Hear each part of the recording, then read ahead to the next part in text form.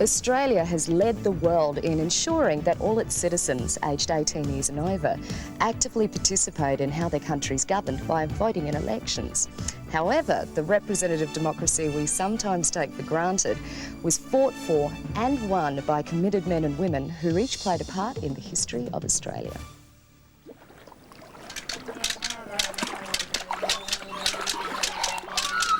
On January 26, 1788, 11 British ships lay at anchor here in Sydney Cove.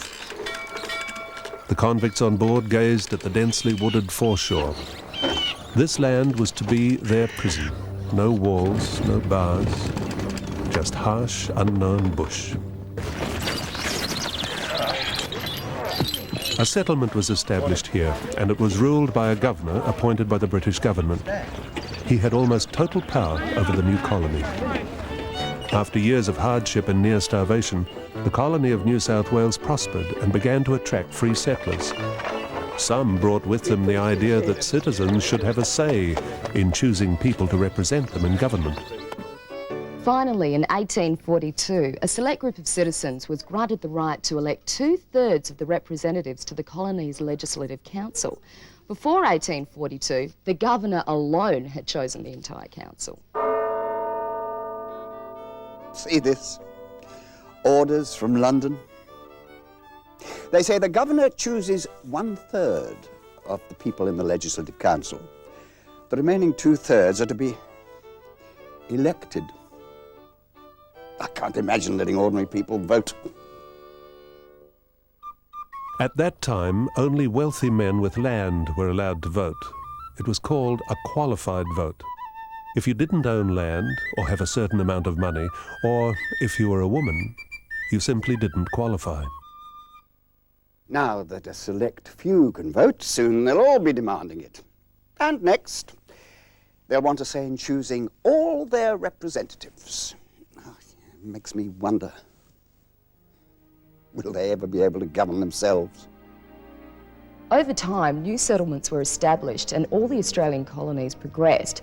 The people increasingly appealed to the British government for more and more independence. As a result, the Australian Colonies Act of 1850 allowed for the establishment of 6 separate colonies, all with their own constitutions and parliaments. In 1851, gold was discovered in Victoria, and people from around the world flocked to the goldfields in search of their fortunes. Laws were passed in the Victorian Parliament that forced all miners to buy a licence to dig for gold, yet they had no say in choosing representatives to speak on their behalf. Resentment against gold licences was fierce, and finally resulted in the rebellious stand at the Eureka Stockade in Ballarat. 500 rebel miners crowded around their leader, Peter Lalor, as he stood beneath the flag of the Southern Cross.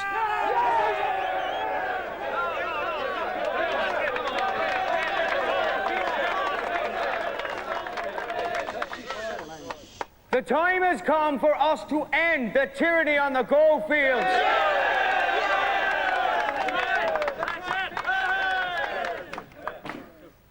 We pay a tax in the form of a gold license, but we are not represented in government. We have no vote, but we are constantly terrorized by corrupt police on license hunts. The time has come for us to make a stand, to fight for what we believe in.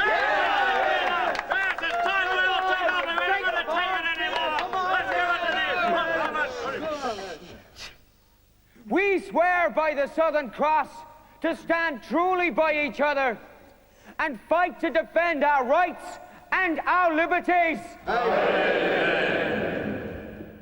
At dawn, on December 3, 1854, 296 troopers and police stormed the Eureka Stockade.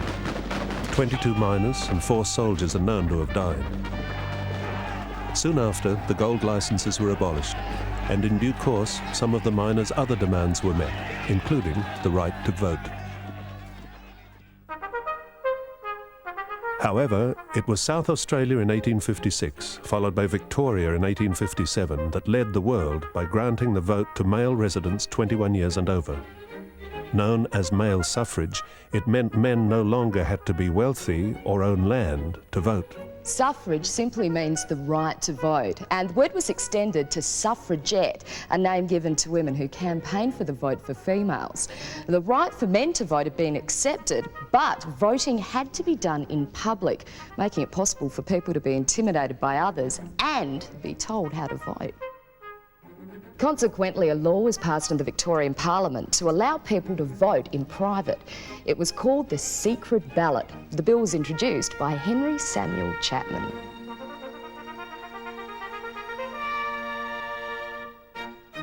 We now have independent people to run our elections, returning officers.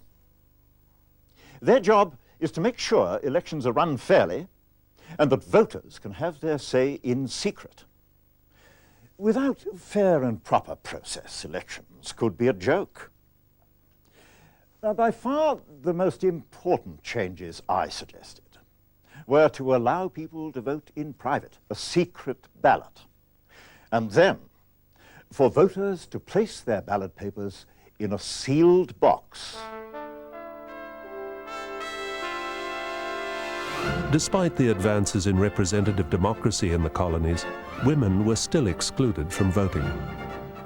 Leaders in the campaign for women's right to vote were emerging, and action groups were formed. The Women's Suffrage League began in South Australia in 1888, and one of the most outspoken campaigners was Mary Lee.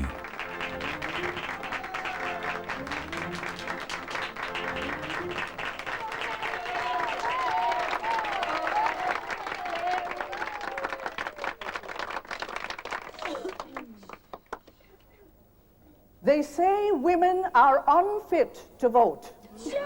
And yet, our form of government is said to be a democracy. What is democracy? It is government of the people, for the people, by the people.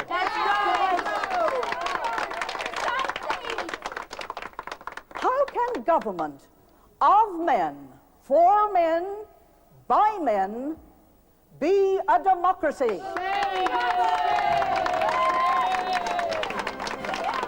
Are women not people? The efforts of Mary Lee and others led the South Australian Parliament in 1894 to pass a law giving women the right to vote. Other colonies gradually followed. South Australian women were among the first in the world to be given the vote. Change, once again, had been brought about by the voice of the people. From the 1850s onwards, people were turning their attention to the idea of federation, the idea of the colonies joining together to become a nation.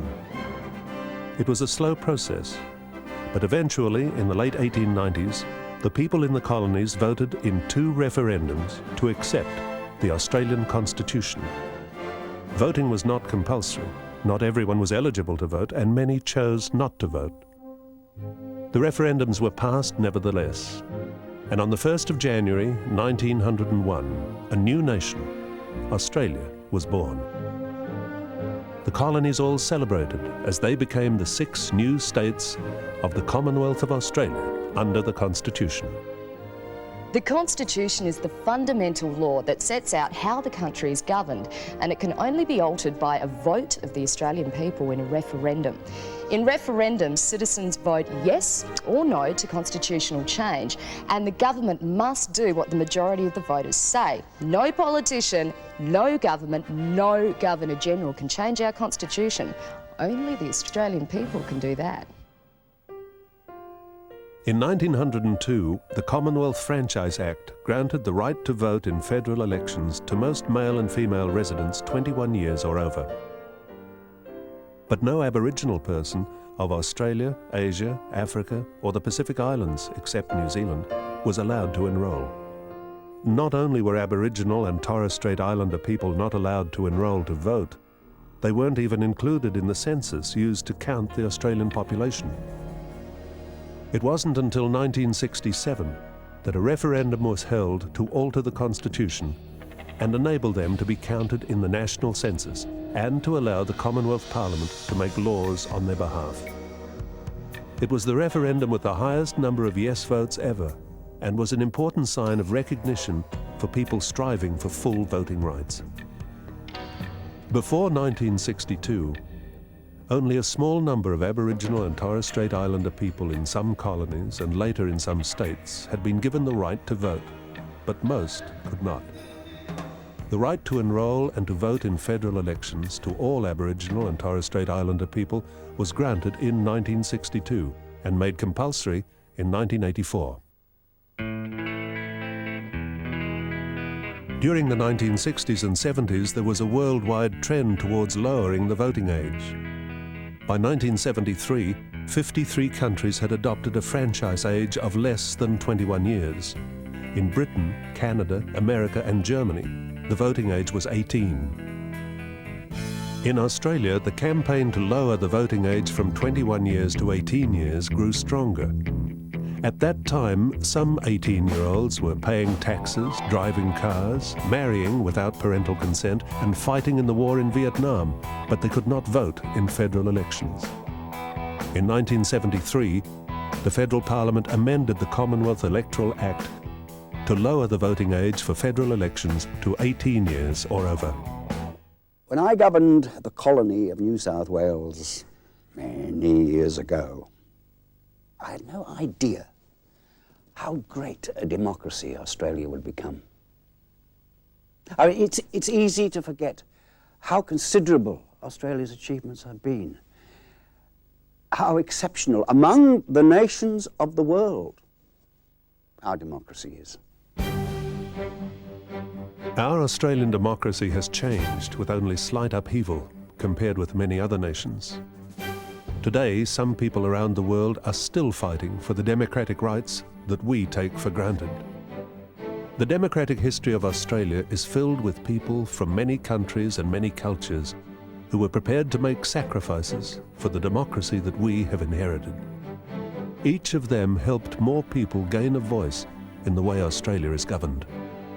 Today, people who are 18 years or over, are Australian citizens and enrolled, have the right and the responsibility to vote.